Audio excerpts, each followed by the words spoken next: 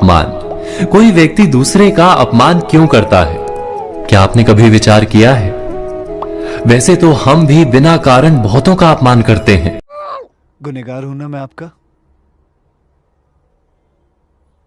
अब तो एक ही रास्ता बचा है मेरे पास। हमारा अपना अपमान भी बहुत बार होता है। संसार का सारा व्यवहार एक दूसरे का अपमान करने पर टिका है। जैसे पति अपनी पत्नी का अपमान करता है, पिता अपनी संतानों का अपमान करता है, नौकरी देने वाला अपने नौकर का अपमान करता है, अर्थात जो भी बलवान है वो निर्बल का अपमान करता है। तू समझा श्याम? यदि हम शक्तिमान हैं तो अपमान के बदले में लड़ाई करते हैं, और यदि लड़ने की शक्ति नहीं होती तो हम अपमान सह लेते हैं, स्वयं को निर्बल और असहाय मान लेते हैं। हमें छोटे होने का एहसास होता है। ऐसा प्रतीत होता है जैसे हमारी आत्मा कुचली गई हो।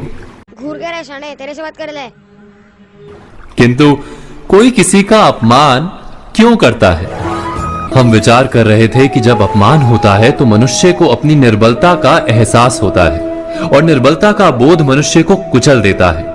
वो अधिक से अधिक निर्बल बन जाता है, अत्याचार सहने की आदत सी पड़ जाती है, आत्मविश्वास का नाश हो जाता है, और जब आत्मविश्वास नहीं होता तो मनुष्य शराब और जुए जैसे व्यसनों में सुख ढूंढता है, मन से रोगी बन जाता है।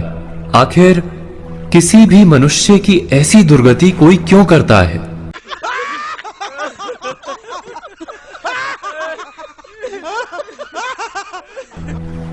अपमान करने वाला वास्तव में क्या सिद्ध करना चाहता है?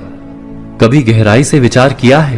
वास्तव में हम किसी का अपमान करते हैं उसकी निर्बलता सिद्ध करने के लिए, यह बताने के लिए कि हम अधिक शक्तिमान हैं।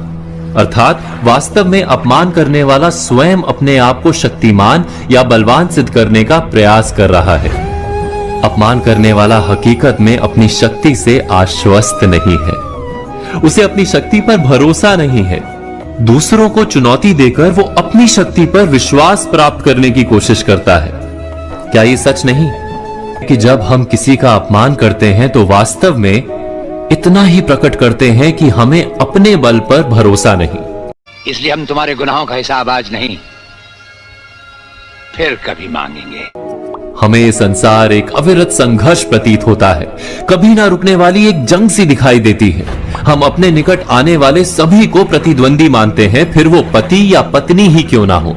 हमें निरंतर लगता है कि हमें अपनी शक्ति सिद्ध करनी होगी, अन्यथा हमारा शोषण होगा, हम किसी के गुलाम बन जाएंगे।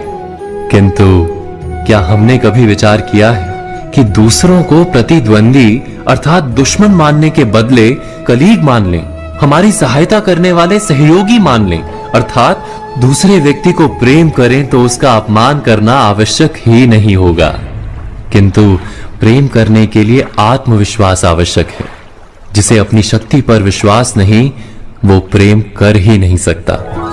अर्थात जिसका हृदय आत्मविश्वास से भरा होता है, ना वो अपमान करता है, ना अपमान को स्वीकार करता है। बस जीते रहो, जीते रहो। जब कभी हमारी जरूरत पड़े तो यहाँ के दरवाजे हमेशा खुले मिलेंगे। क्या ये सत्य नहीं? इस तथ्य पर विचार अवश्य कीजिएगा।